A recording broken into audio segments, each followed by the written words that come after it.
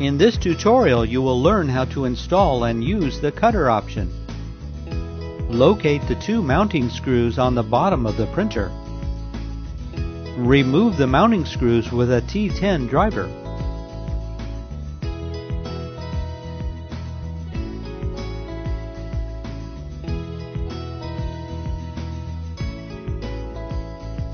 Pull down on the front bezel to remove. Position the cutter option and slide up to engage.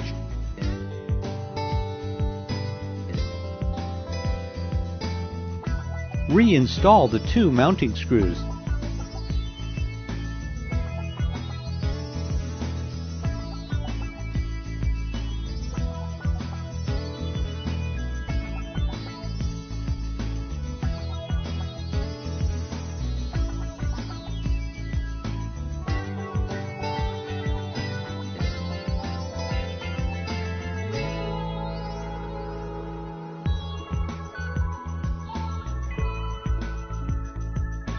To use the cutter, first open the printer. Open the roll holders and insert the media roll. Verify the media sensor is in the correct location for your media. Push the end of the media through the slot. Push the media down under the guides.